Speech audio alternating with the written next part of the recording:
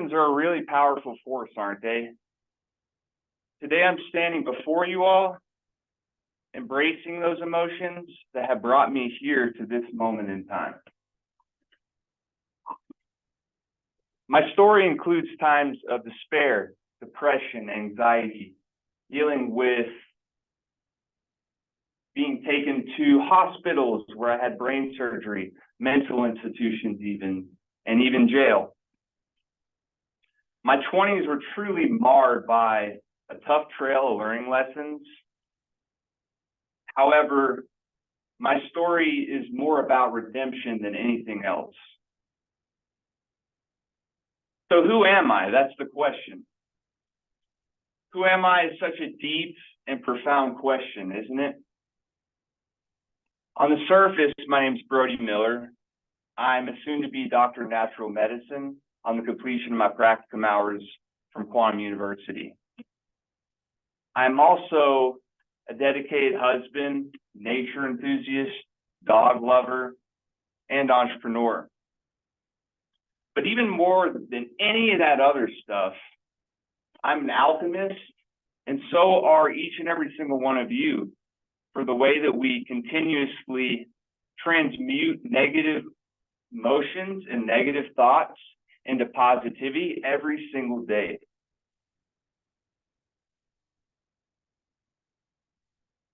So I want to take you all back to a moment in time. Around 7 years ago, on a warm, sunny day in Tucson, Arizona, I experienced my first grand mal seizure. And perhaps some of you all can relate, because the seizure is a very similar sensation to a panic attack. However, it is much more intense. So after experiencing that seizure, I was transported to the hospital, and that's where the doctors discovered the malformation in my left frontal lobe. It was about the size of a cranberry, and that malformation was causing blood to leak into my brain and causing the seizures. So if you fast forward about 4 months later, I was taken to the hospital, and they cut open my brain naturally and removed that malformation. However, the fix was not as easy as a cut and pull, because after that situation, I continued to have on average about 3 grand mal seizures a month. And I also developed chronic neuropathy in both my forearms and had a difficulty even doing a simple push-up at that time. However, it was during this period of my life, this very dark period, that I learned what I call the miracles of neuroplasticity from my great friend Karen Stewart. May she rest in peace. And neuroscientists that I've spoken to echo that sentiment that neuroplasticity truly is our superpower.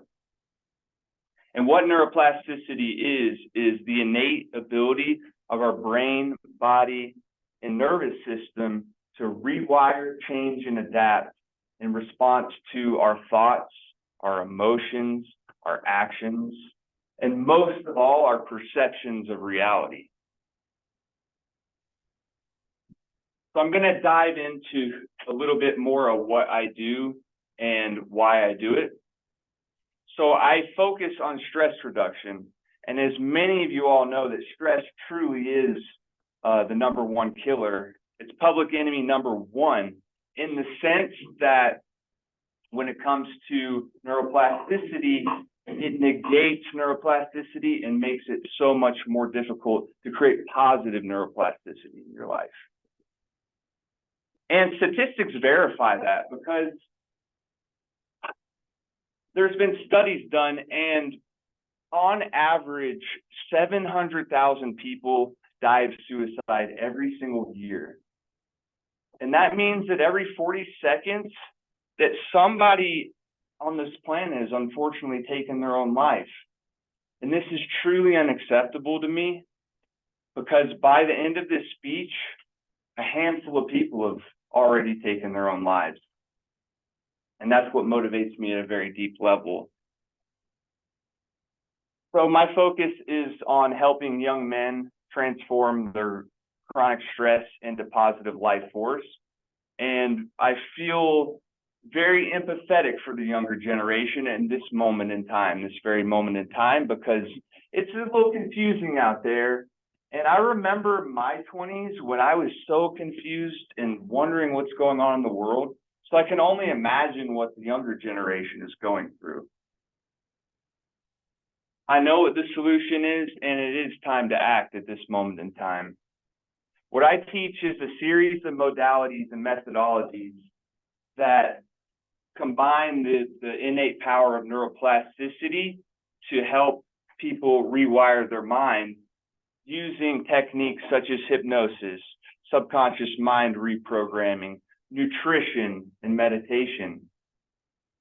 All these tools are backed by science-based methods, but honestly, the proof is in the pudding with me, because these are the same techniques that I use to go from where I was having difficulty completing even simple sentences to speaking to where you are, speaking to you all where I am at this moment in time. So I want to dedicate this speech to my great friend, Michael Youssef, that unfortunately passed away in 2022. And that's what motivates me at a very, very deep level. Thank you all for your time. I just want to say that when it comes to this, if I can just change even one person's life for the better, then my job is complete.